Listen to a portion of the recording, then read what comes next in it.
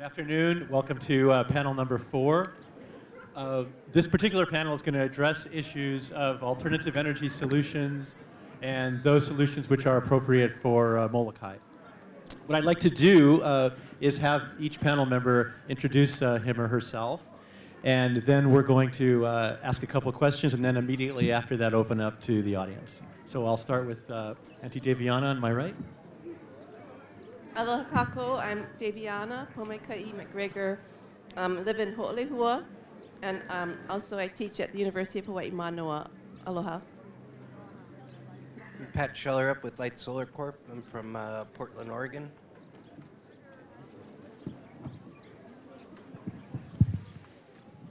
Robert Bedrici from Puna, Hawaii with the Puna Pono Defense Fund.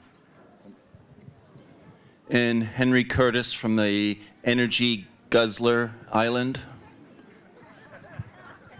Thank you. I'd like to begin with, again, asking the panel what they feel appropriate energy solutions for the future might be for this island.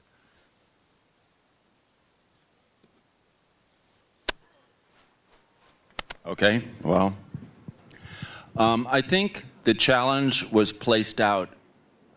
KIUC said they're at 30%, and they want to get to about 50%. Hawaiian Electric said they're at 15%, and they're having trouble getting to 25%. So the role of Molokai is to get to 100% for both electricity and transportation by 2020, and then say, hey guys, what's the problem? So during this discussion, I will be talking about ways that that can be done. Okay, you want me to go on? Okay, they want me to go on. Number one, we should be making each of the businesses and the buildings as efficient as possible.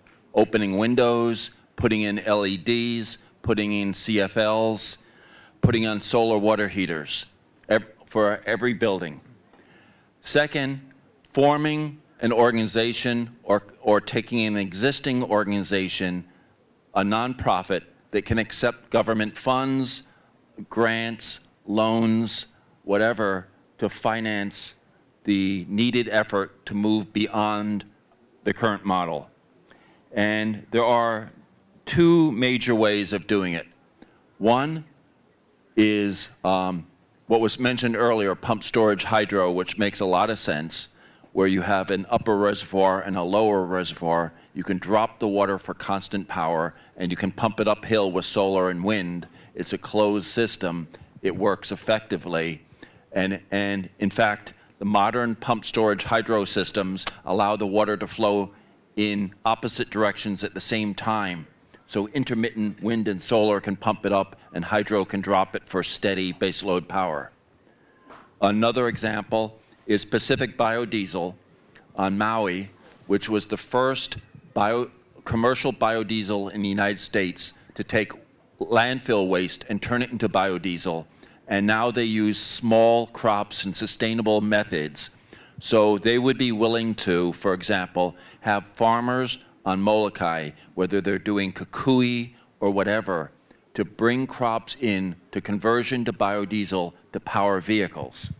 And it can also be used to power small generators in homes, so you can go beyond the grid in isolated areas. Obviously, here in sort of the towns, you might have still distribution lines, but a lot of the outlying communities, isolated places, can power themselves totally off the grid. That gets rid of the need for all these miles and miles of wooden poles that Hiko uses with all the heavy pesticides and other stuff they put on them to insulate them against termite infestation. So it's really coming up with a variety of solutions and getting a nonprofit to be able to get the funds so that everybody can benefit from it and move rapidly towards self-generation, and to show the world that there is a way of doing things that is not reliant on huge corporations that are hardly transparent.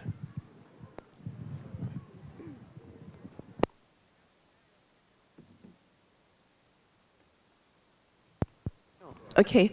I guess I wanted to talk about more the process of getting there, because in the last panel they talked about determining our own future.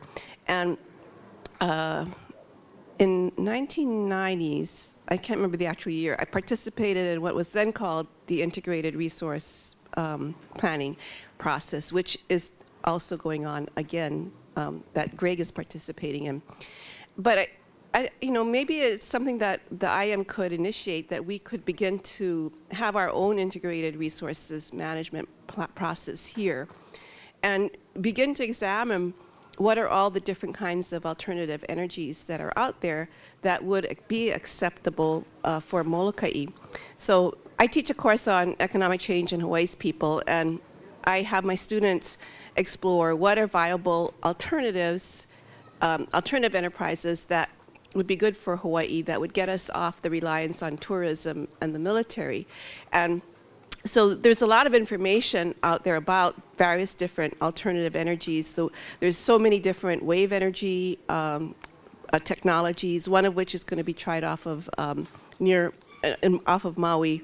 But there's various different solar networks and issues relating to that. But maybe it would be good for us to examine that so that we really, maybe by next year when we have this energy festival, we have examined what are different alternative sources that would be viable for Molokai, that we could support and advocate for. The other aspect of the process I wanted to speak to is what they were talking about getting at the table. Also in that integrated resources planning process that I participated in that last time, there was an acknowledgement that Native Hawaiians had standing similar to Native American tribes. And so there was a special study that was part of the integrated resources planning process that studied what will be the impact of the generation and distribution of electricity on the Native Hawaiian community. And so my colleagues and I did a study like that. For all the islands, we said because they wanted it to come up with the monetized cost. What is the cost of that impact to the community, and how can we then remediate it? So for example, the cost of generating coal, it displaces so much carbon, puts out carbon dioxide, so it replaces oxygen.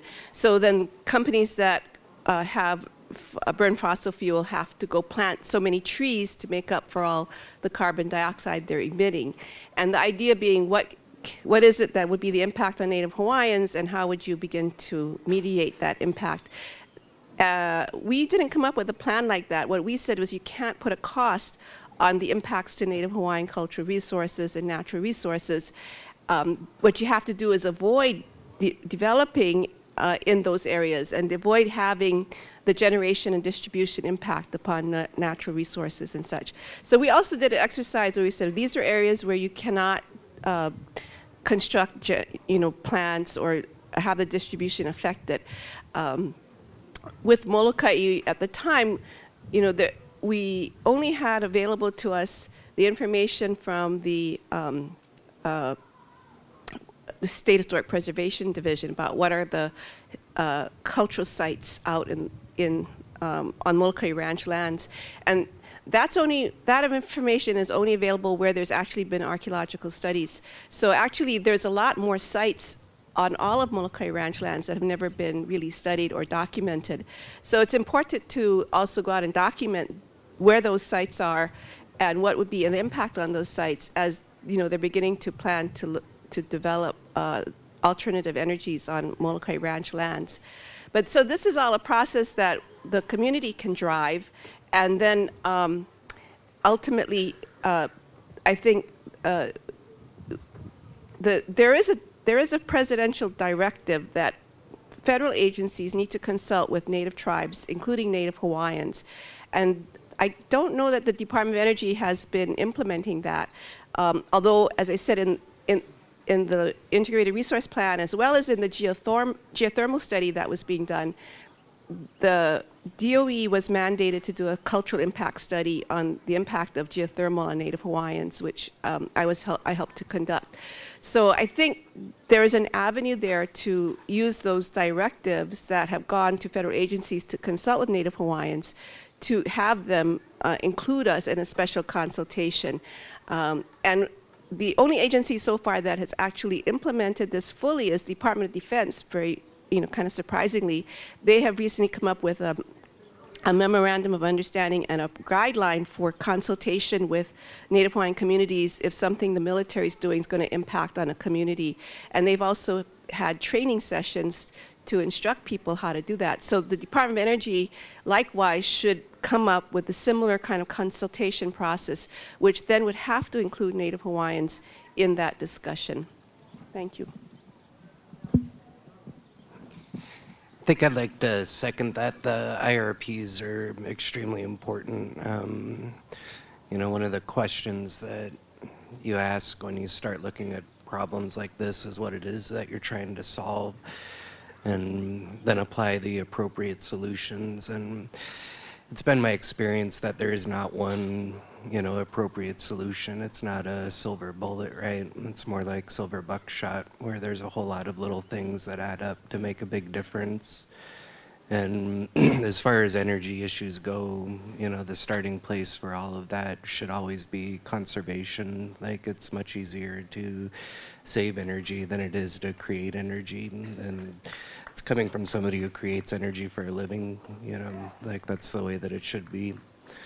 I don't know a lot about Molokai. This is the first, trip that I've been to here, and I've enjoyed it very much. I don't presume to come here and have all the answers, to suit this island, but I know that, we have a lot of different energy resources in Portland and in Oregon, where I come from.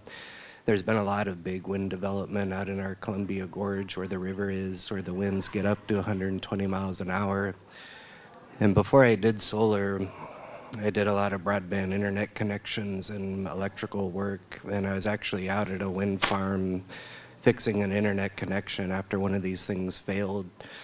And we've actually had at least 6 turbine failures in the past year that caused people to lose their lives. They go up inside of the turbines way up on top of these 400-foot poles, and regardless of the planning and the engineering and all the stuff that everybody tries to do right, sometimes those poles break, and when people are standing in them and they come down, it's really horrible. And I've seen that, first case. Like, it's not something that you would want to invite. Distributed energy, in my opinion, has been a much better solution more often than centralized energy has been. In Oregon, we did a community initiative. We run them in different parts of the city, where we hold open houses and all the homeowners come together. We do education workshops, and all the people that live in a given set of the city decide that they want to move forward with some sort of distributed generation, and they're able to pool their resources to get that done. We've run about 6 or 7 of these through the state in the past 2 years, and typically, the prices that people pay to get their energy systems, rather their hot water, PV, whatever, are usually about 30 to 40% below market rate, because the people have banded together and they're getting economies of scale that you don't get when you just go one-on-one. I think in a strong community like this, something like that would probably be very beneficial.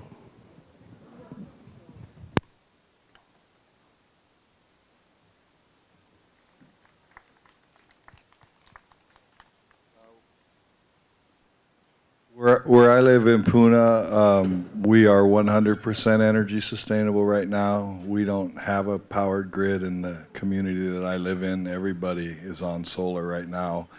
And there's a lot of communities out there that are that same way, and we have no problem. I wouldn't have it any other way. If they put a grid in, I wouldn't attach to the grid.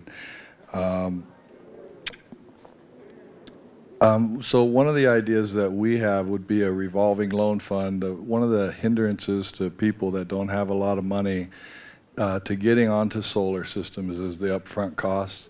We think the government should put a fund together, maybe $10 million or more, that would fund the upfront costs for solar systems for people, and they could make a payment to the fund as opposed to making a payment to the utility company. And one of the obstacles to that, obviously, is the utility company is a monopoly, and they don't want to see that happen. What's happening right now, as Henry pointed out earlier, in 2007, energy use peaked, and through conservation and solar systems that are going in, there's less power and less power being demanded in the communities. And as that happens, the people that are left on the grid, their costs rise, and as they put in the smart grids, their costs rise. And as that happens, more people are going to move to solar. And on top of that, the prices of solar systems right now are coming down. They're predicted to drop quite a bit over the next 3 years. It's really amazing. So, you know, that's what we'd like to see. We would like to see the government, which is the problem, and the utility, which is the problem, actually decide to do what's going to be best for the people of Hawaii and for our economy, and that would be to help us get away from the monopoly. The energy monopolies, the grid is an outdated 18th century technology. As the other panelists have been saying, distributed power and you know, microgrids, and we need to move into the 21st century, and we're being held back by the corporations and the politicians. Could we talk more about the nuances of the microgrid and distributed energy for people, to explain it to them? Let's first, I'll answer that, but let's first point out that Hiko has a monopoly. They have a franchise, but it's non-exclusive, which means anybody else can have a franchise on this island also. So you could have Hiko and Molokai Power both, and they could both be utilities, and one would not rule out the existence of the other one. So the mechanism, you're talking about the mechanism, would be to set up a co-op here, to have it be membership driven, and to seek funding through loans, through grants, through other things, to get capital in place, and then to either lease solar systems to people or to actually install them at people's places and to charge the net energy less than they're currently paying now. So they get the solar system and they get lower rates simultaneously. And then as the amount of solar comes in and as the amount of electricity goes down, Molokai Power begins to replace Hiko here. At the same time, Pacific Biodiesel or somebody else comes in to create biodiesel here from all the small farmers who are growing the different crops. That biodiesel would both be to power transportation, and it could also be powering generators in the more distant housing communities, so that you're dealing with both electricity and transportation. The idea is you're currently exporting $13 million a year for fuel and electricity. Keeping that in means that you're rotating the money around within the community, and according to the Department of Business, Economic Development and Tourism, for every dollar invested in a local economy, $3 to $4 of economic activity occurs. So keeping $13 million within Molokai would add $45 million to the Molokai economy.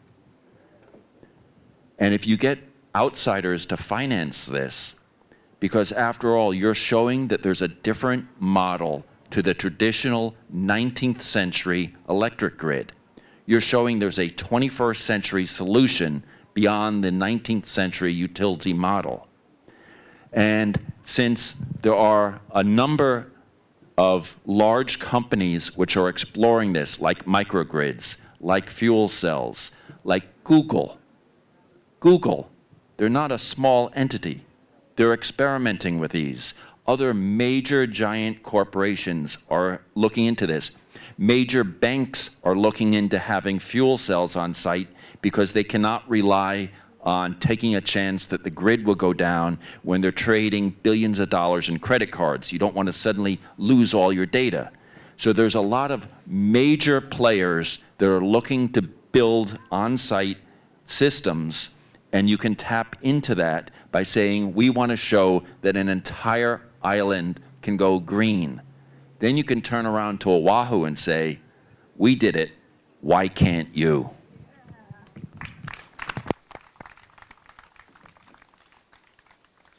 Pat, you've dealt with community-based solar options, especially in rural areas.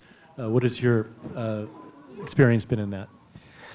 There is a program called PACE financing, and that actually is not far off from what you're seeking. There's some technical problems with it, like if a property owner's mortgage is financed through Freddie Mae or Freddie Mac, they basically don't allow it. But if it's a place where you own your property or you're financing through another bank or somebody that you can talk to, there is actually a federal loan program set up where you can go as a homeowner and they'll finance the system for you, and then you pay for it essentially in a slightly increased property tax. And the only real condition is that the balance of the system costs are paid off before you sell the house. So if you're selling a house that has PV on it, that increases the value, you know, at the end of the term. If you're moving before it's paid off, it essentially gets wrapped up in the cost of the sale of the home. Those are particularly viable for people that, you know, have the ability to use them. I'm a big fan of off-grid applications. We do a whole lot of battery work and storage work, and I think that there's something about being self-sufficient that has a lot of benefits. Off-grid systems and distributed systems in general, with the way that they interact with the utility grid, are actually more of a means of conservation than they are of generation. What you're doing, and you're producing your own power for a given site, as far as the island goes as a whole, is conserving capacity on the grid so that things like these 15% caps or 50% caps or wherever you're at matter less. But yeah, I'm a big fan. And let's keep in mind that the big wind proposal is requiring 400 megawatts of power from Lanai and Molokai exists at its peak at 7.5 megawatts. So it should be, as they say, a piece of cake. And to put that in perspective, you know, we were talking about our flags earlier, in this, you know, kind of given area being for the footprint. 7.5 megawatts of distributed generation, even if you included battery backup, would essentially be about 10 shipping containers for 5 years. Like, that's what that actually looks like in terms of physical terms. And the one reason of going with a co-op is if you have certain kinds of mortgages, you worry that the bank will say, well, you missed a payment, I'm going to take your house. But if you have a co-op, ensure that all the payments are made, then the co-op covers if one person misses a month, and therefore nobody is in danger of losing their house because you as a community are solving your problems. The other advantage to a co-op is the way that utilities are set up. They typically, if they're regulated well by a PUC, their profit margin for an investor-owned utility is cost plus a percentage. In Oregon, it's 10%. They have absolutely no desire to reduce the costs that they put into these things, right? Like, the more the costs are, the more bucket that 10% is, the more money that it is that they make. A co-op is community owned, right? Any extra money gets returned to the community in any way. You know, like, there is no place that it leaves to go to. Like, there is no advantage to spending more money than you need to.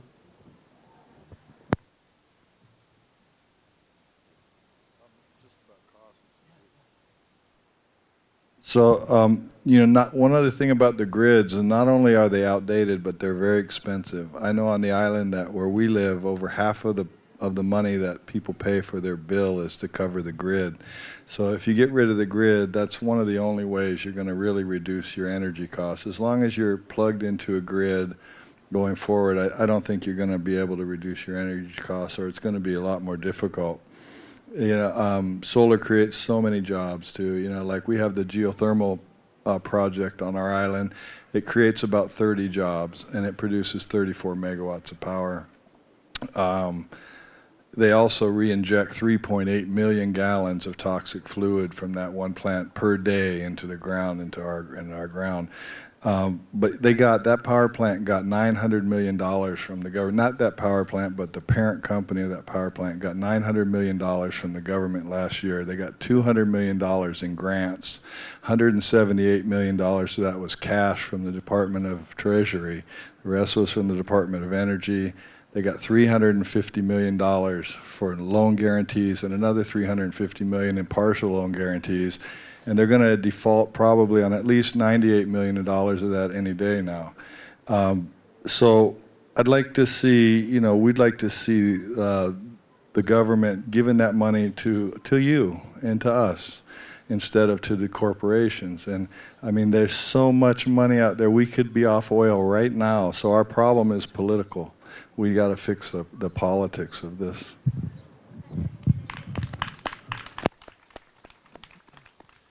To underscore Bob's point on jobs, I read that 20% of all new construction jobs in the state are in the solar industry. Would anyone like to say anything else before we open it up to the audience? I'll say one more thing. 50% of the permits issued on the Big Island right now are for solar. Okay, so please raise your hands and address questions regarding alternative energy futures here on the island to our panelists.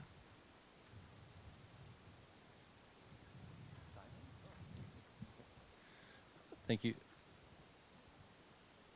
Thank you, distinguished panel. Thank you for all the great information.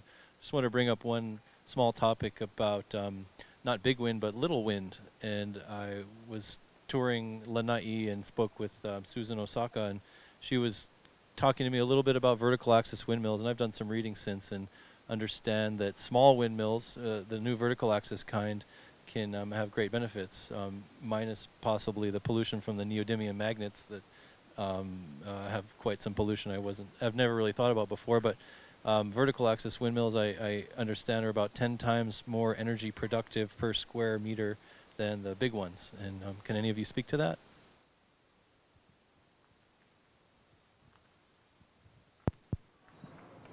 I've often thought, and this is crazy, but I'll give you two examples of wind. Sometimes wind whips down valleys from hills. And if you have houses off the ground, you could put a tiny windmill underneath the house. You could also sometimes on tall buildings open the windows and the trade winds come racing in. You could have a propeller instead of an air conditioner. So as the wind races in, you're also creating electricity. So small ones don't require the huge infrastructure. And they tend to appear to be more costly, but because the large ones have enormous financial subsidies that we all pay, and those are hidden.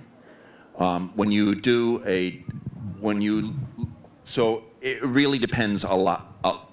It's a complex question, but thank you for asking it. Yeah, the other thing that I'd add to that is that typically vertical axis windmills do better on smaller properties that have a lot of obstruction to them.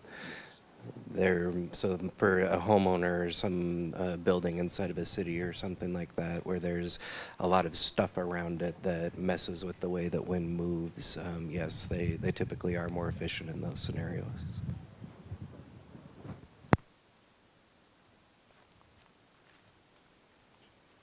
Janelle, you've been quiet today.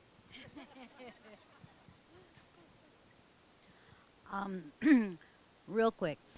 The 100% self-sufficient. You guys can't hear me anyway? Here I are. Okay.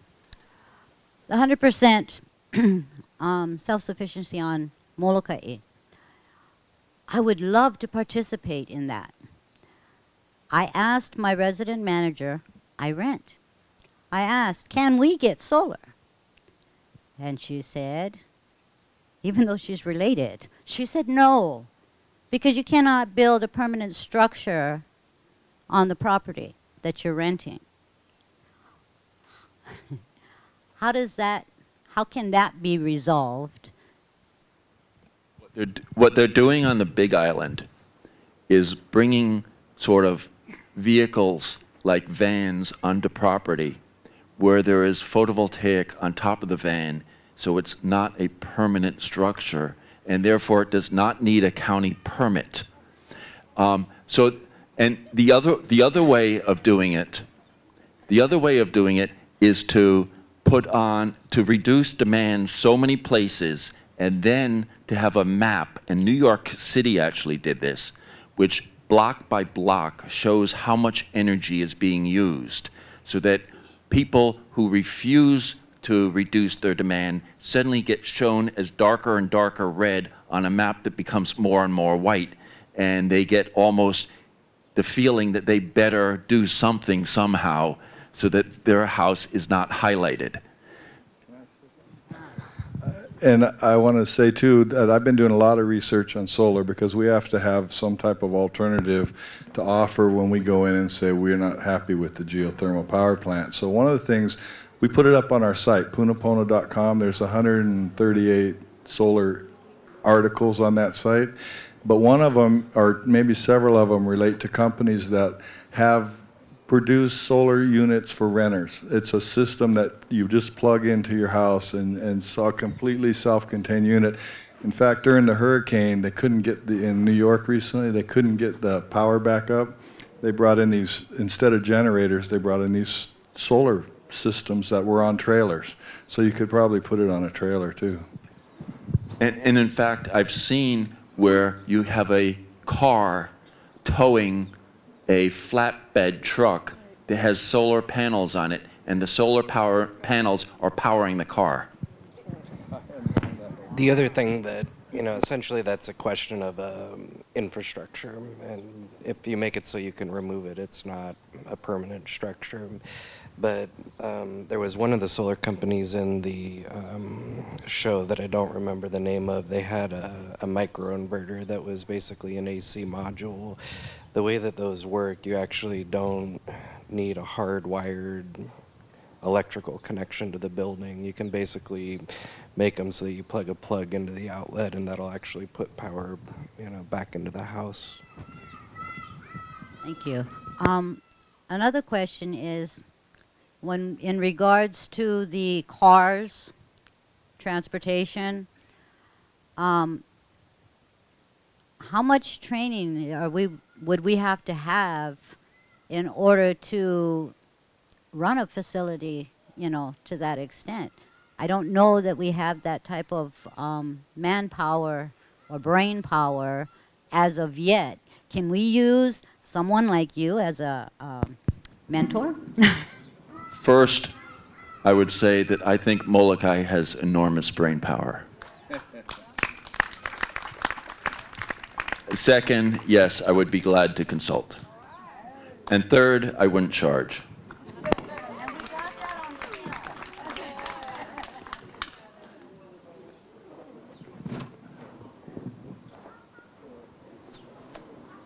Thank you very much. I forget which one of you offered the question of, or offered up the suggestion of franchise. And how would that work, and who, Miko owns the grid. If you decide to start up a franchise and, kind of slowly dovetail in, would you have to have your own grid? How do you, for the infrastructure of the delivery of the system? There are two ways that a utility can exist within this state. And a utility is defined as any entity that deserves essential power, and like lighting, like sewage, like water, like electricity. There are two ways. Either the state legislature can authorize it, which is a franchise, which is the way Hiko, Miko, and Helco do it. Or you can go to the Public Utilities Commission and get a certificate of public conveyance of need and be licensed through the PUC. I would imagine if you set up a co-op and you gradually began taking people away from the utility, at some point the PUC might want to regulate you, but the way they handle KIUC, because the PUC, the Public Utilities Commission, regulates KIUC, they often establish statewide policy, and then they say it mostly applies to the Hiko companies because the KIUC, their shareholders and their customers are the same, whereas they're different for Hiko. And therefore, for KIUC, there is very little oversight by the PUC. I guess I was thinking if you wanted to start small, like you didn't quite have the ambition to cover the whole island, you wanted to just start in a small kind of capacity. How do you'd have to have your own distribution system because Miko owns the grid system here, right? I would not rely on the distribution grid. I think you might temporarily have some few lines, but I think you can go to a system without transmission and distribution lines.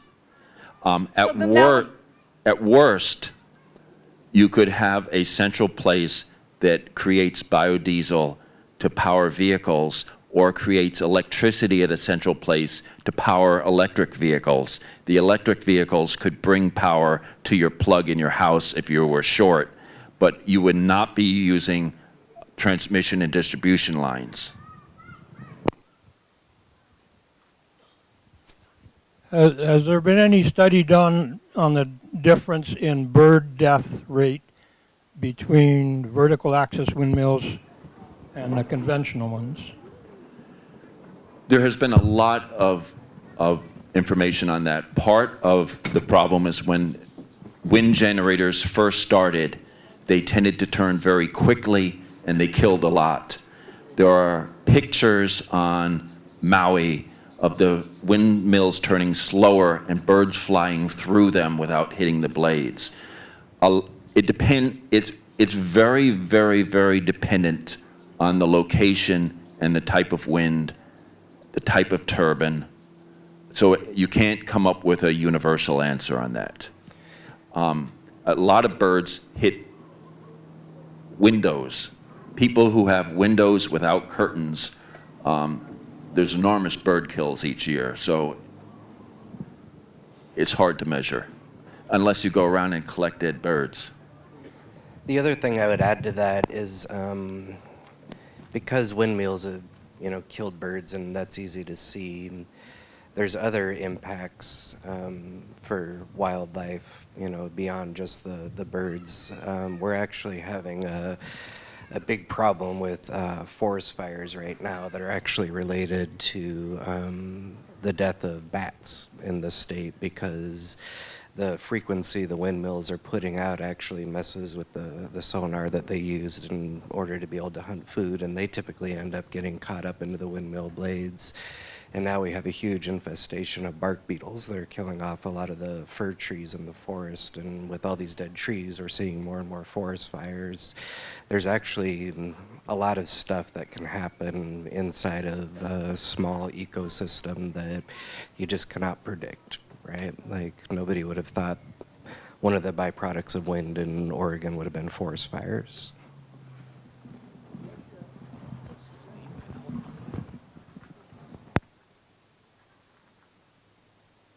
Henry. Hi. A big question. I'm going to break it up into two parts. You outlined a really eloquent, a wonderful plan of creating a co-op to handle all the finances to make it possible. And I get the vision of that. It's really wonderful. So the first part of the question, is there a model where this has been done, something for the people here to watch? And whether there is or isn't, then the second question still stands. How does it work? Like, maybe, where's the starting point? What's a realistic one-year plan and a 5-year plan? And what's a vision for 10 years? The Rural Utilities Service of the U.S. Department of Agriculture lent $200 million to KIUC, a nonprofit with no money in the bank and not even registered properly with the Department of Commerce and Consumer Affairs, to buy out Citizens Utility. So the federal government simply handed an entity with no energy experience, no utility experience, no money, and no legal incorporation, handed them $200 million. And after KIUC elected officers, brought those executives to national trainings. And there is an association of co-ops in the United States. They also brought KIUC people out to them, trained them on how to run the utility. So you don't need any money. You just need to tap into this federal. The first step would be to say, in the next year, you want to do it, you are going to create an entity, and you're going to establish rules on who can become a member, who can run for the board, how much transparency there is to get started, and then see who will lend you $100 million. There is another precedent. There's a project I'm trying to remember the name of in New Jersey that was actually a high-rise building that was a bunch of condominiums that were built, and the residents of the building decided they wanted to do fuel cells to power the whole building, and basically have everybody that owned a condo there be their own electric co-op and pay to maintain the fuel cells and purchase them. And they were able to do that. They eventually did get in trouble because, and this is something to keep in mind, if it's one thing to be a co-op and buy, you know, power from somebody else who's a utility to bring to the members, but it does put you in a different legal classification if you're a co-op that's generating its own power. And that was where this one project got stuck.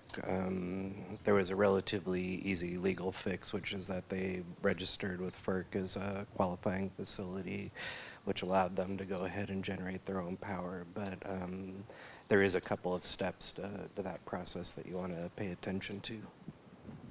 And I should point out that one of the difficulties about doing this on the mainland as opposed to Hawaii is you'd be under the control of the Federal Energy Regulatory Commission, or FERC.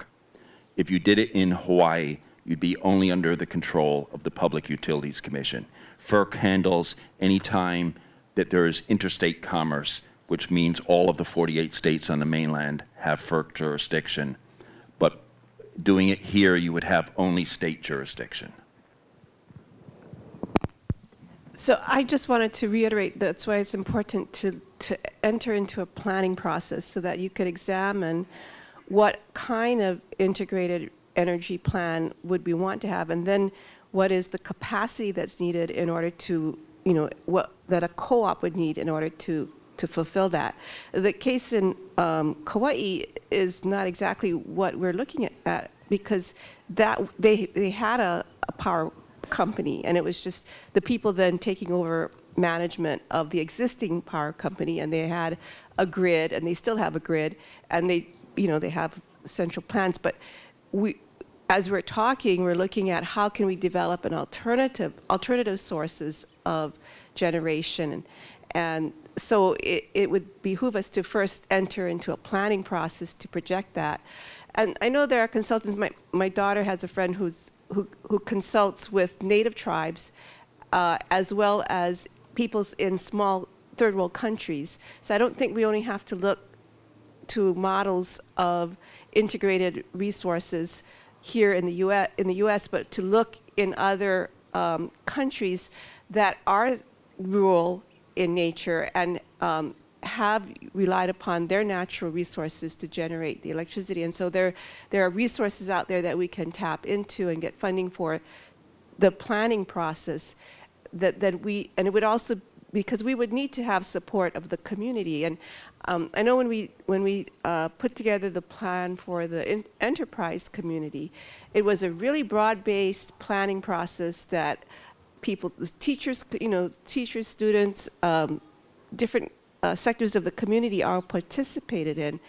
and contributed to. And I think that's the kind of energy you need to, and excitement we need to generate to get that kind of interest, and to really look at what are the energy needs and what are the different sources for it. I remember at the hearing we had for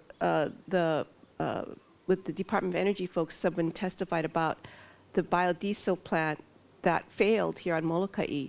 So we also need to be careful and learn from these past lessons, because there is great concern. You know, there is a lot of energy put into that biodiesel plant, and it failed because we didn't have enough to feed it. And what was being fed into it was causing erosion.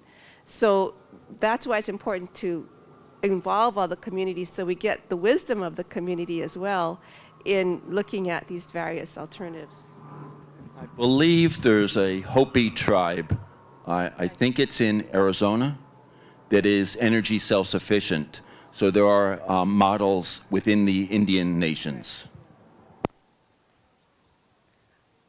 I'm a strong supporter of solar. We're in the queue to have solar panels put on our house that would be tied into the grid. So I'm trying to wrap my head around all of these really interesting models. My feeling at this point is that having a grid is a good thing. I don't feel that the energy companies are our adversaries, and I came here looking to find a way that we could become more green, more individually self-sufficient for our energy needs, and yet have, you know, an infrastructure that works for us.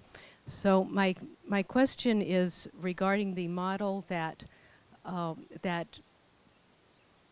establishes a co-op, whether this would in some way kind of undermine the Miko, you know, and our energy grid that's in place.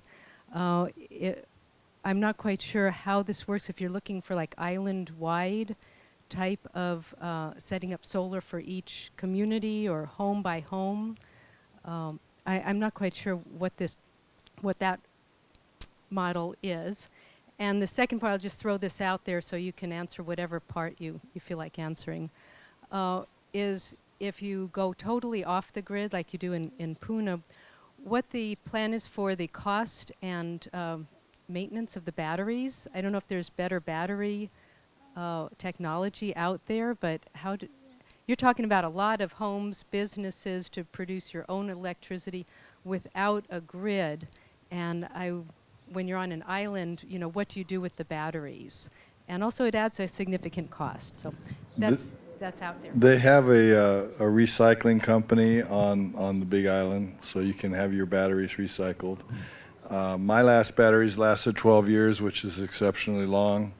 But just as an example, I've been on solar since 1999. This last time I bought batteries from a cruise ship for $30 a piece. So after 12 years, I was able to revamp my system for $800. So right now, what I see is a solar system costs about $25,000 with the batteries. It could go up or down $5,000, probably depending on what your needs are.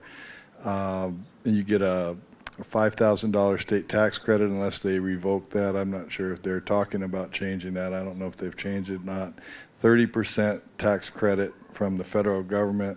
So that brings you down to about $14,000 for your system with the batteries. It's still more efficient, at least on the Big Island. We pay about 43 cents a kilowatt hour for power from Hiko there. Personally, I don't want to, this is just a personal opinion, I don't want to depend on anybody for my power. I'm growing my own food, I'm producing my own power, and the last thing I want to do is depend on a utility company for my power. If other people want to do that, I understand. The grid is incredibly inefficient. I'm not sure what the rate is, Henry can probably tell you, but I think it's about a 30% line loss. So as you feed power through that grid, you have to produce about 30% more power just to move the power around. That's the big problem with the grid, because it's so big. Maybe microgrids in communities like they were talking about would be a better idea. But the existing grid, I think, is just incredibly inefficient, and it drives the costs up for everybody. Of course, Henry may know more about that. I'm just a novice. I think first, battery technology has really changed. I mean, we all have batteries in our cell phones. We all have batteries in our personal computers, so we already have batteries, and they're becoming more and more common. And you can do it through the co-op, where the co-op has a whole bunch of batteries, and they lease them out to people. When some is defective, you return it to the co-op, and you get a new battery. And so it's not that you're putting out money, but the co-op as a whole is doing it, and the co-op has the technical people to do it. The problem with remaining on the grid is something that's very new. It's called decoupling. It's a new concept which says that the utility revenue is falling like this, and they have fixed costs. They have all these generators and all these capital expenditures. They have to cover the fixed costs. But as the demand for their energy keeps dropping and dropping, it gets harder for them to cover their fixed costs. So the Public Utilities Commission has just adopted something called decoupling, which says that as the demand falls at the utility, they can automatically adjust to cover their fixed costs. So as more people put on solar, the rates automatically rise. And if you displace the entire demand for daytime power by having solar, if there was a 80% drop in demand for energy on Molokai because everybody put on solar during the day, but you needed the power at night, you would find the power at night cost you 8 times as much. So you would find that you were putting on all the solar to save you money, and you weren't saving anything. And so the utility loves that. In fact, they were the ones who came up with the concept. Because it's like you have a 5-car garage, and you find ways of walking and biking, and you still need that 5-car garage for that one point in the day where you're driving all of them. The utility has figured out a mechanism which is so complex that I've talked to Hiko lawyers, and the majority of them can't understand it. I've talked to regulators, and they don't understand it. But it's guaranteed. And the Hawaiian Electric last February filed their annual report with the U.S. Securities and Exchange Commission, and they said, we risk going out of business because as more and more self-generation occurs, the rates are going to go up, driving more and more people away. So they recognize that they're in a death spiral. And the question is, who is going to be the last community that's going to stay connected to the grid, watching their rates go sky high while more and more people flee? I think Molokai should be the first group that flees.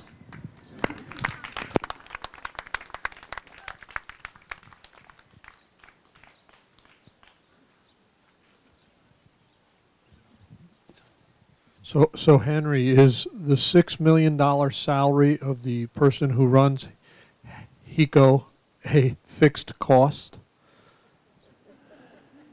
Technically, the person who runs it runs Hawaii Electric Industries. So the structure is HEI owns Hiko and owns American Savings Bank, and Hiko owns Miko and Helco. So the salary is for the top person of HEI, and not only do they make $6 million a year, but if somebody buys out the utility, they have a $23 million golden parachute. So yeah, the top, and after the 2008 economic meltdown, Hiko tried to stick it to their employees, asking their employees to accept lower wages, while giving their 5 top people 4 bonuses. One of them got 5 bonuses. So I can't name any names, but yes, the 5 people, the top 1/4% of the company, because Hiko has 1,900 employees and 5 of them made off like bandits. Any final questions? I have a comment and then a question. And that is, you know, for people who are kind of scared about or worried about the idea of, geez, you know, Molokai having its own co-op, whatever, you know, I think we need to, I always say what goes around comes around, and that is how electricity came to rural areas in America was with rural electric co-ops. People got together and they found a way to generate electricity, because up until then they had a wind charger and that what powered the lights. So sometimes you have to go back, you know, what is that movie, Go Back to the Future, to be able to, that's kind of like what we're talking about. And so for some young people, they don't remember that. I was just sort of getting raised through that process, so don't entirely remember it, but I'm just thinking that that's the way it was, and that's how they started, and they worked very effectively until somebody came in and said, well, big is better, and so let's get you all rural co-ops and put you together in one big centralized system, and then they made a big grid and so on and so forth. The other thing that I want to raise, and I've talked to a couple of people today, is that we live in an unstable geological area. And so when Miko was here, it was just sort of what I call fate. In Newsweek, there was an article that talked about that consumers need to start demanding that their utility decentralize and get off of big grids, because what New Jersey found out is they didn't get power for a very long time after that hurricane, because they were part of the eastern grid. And had they only been dealing with their local utilities, they could have had power sooner. But some of those people were a month or longer without power. And so the news article was saying that consumers need to demand that they stay small, because when there's a disaster, you're only dealing with a smaller amount. So there's other issues that come to play. And because the state is trying to say that there's security issues as to why they need to build wind terms on Molokai and stuff, there's security issues why we need to have our own utility here. And that it's some kind of fuel, which all of these people are saying that we could. And I know it's scary. I got to take those steps, but it's really like for the long haul, and people did it then. So I don't know, you know, I think we've got examples at the front table here of people who are living off the grid and happy, and it's because, isn't it because you guys couldn't even get power in the Puna area? We had no grid there at the time. Right. I would say the security really is about saving the monopoly. Energy policy in the state of Hawaii should not be about saving Miko, HEI, or Helco, but when you have big wind, geothermal, even centralized solar, any kind of centralized power is to save the monopoly that controls energy, electrical energy in the state of Hawaii. And so that's our problem. We need to, you know, we need to make it clear to the politicians and people setting these policies that it's their obligation or alliance should be to us and what's best for us, and not what's best for these corporations.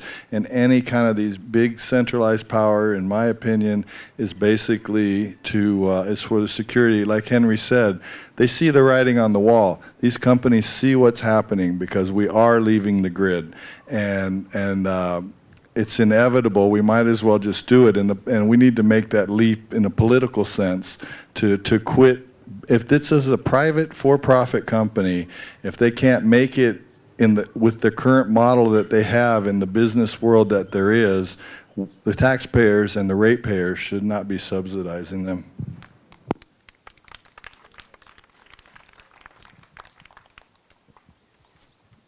Aloha. I want to thank everyone for your aloha. It's all about the aloha. And while we're sharing our aloha today, I'd just like to go on record that we the people, as it is known in the truth of life as it's to be and how it's been predestined to be, is we are of, by, and for.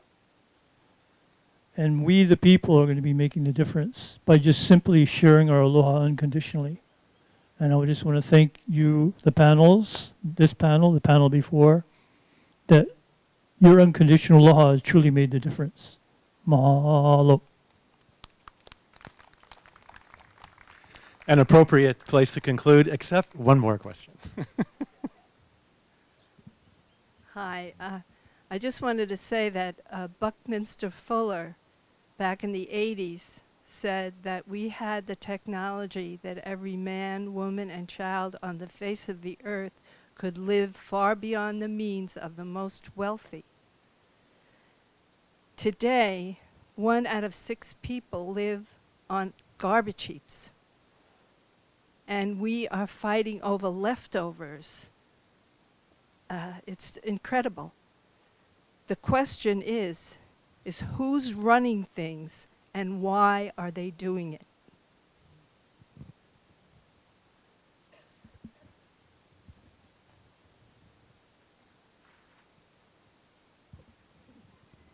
Well, the big corporations are running a lot, but that's not what I was going to say. Somebody mentioned $16 million a year extra going into the economy if some steps were taken, some of these energy steps. How much of that $16 million do you folks think should go into education, general education, business education towards energy use reduction on a personal and a business level on Molokai? What I said was, if you calculate the megawatt hours of sale on Molokai and calculate the cost per kilowatt hour, you can calculate that Molokai spends about $7 million a year on electricity, 7 to 8. Maui County collects a tax on gasoline. You can figure out how much money is going to Molokai. They get their prorated share. You can calculate from that how many gallons of gasoline are used here, and therefore how much we're paying at the pump. So the total amount that Molokai is paying for electricity and gasoline and diesel is about $13 million a year. So if you were to produce your own energy and electricity, that money would stay here. What you would do with that money would be up to Molokai residents. As an outsider, it's not up to me to tell you how to spend your money. But I would hope that you would spend your money within your community instead of exporting it to others.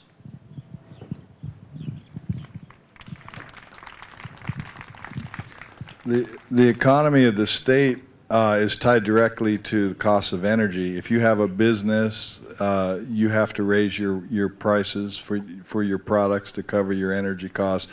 And as a ratepayer or homeowner, you have to take money out of your pocket that goes to that utility company that could go into your local economy here. So, this whole energy policy that's, maintaining these monopolies is really hurting all of us, and it's hurting the state economy. And at a time when the governor is talking about sustainability and green power and all our economic problems, their energy policy is contributing in a huge way to our economic problems because they're trying to save the energy monopoly. We could put that money into our local economy if we could get that power produced by yourselves and reduce your costs by, say, 50% or 30%. That money would stay here. Thank you. Please join me in thanking the panel for sharing their wonderful thoughts with us.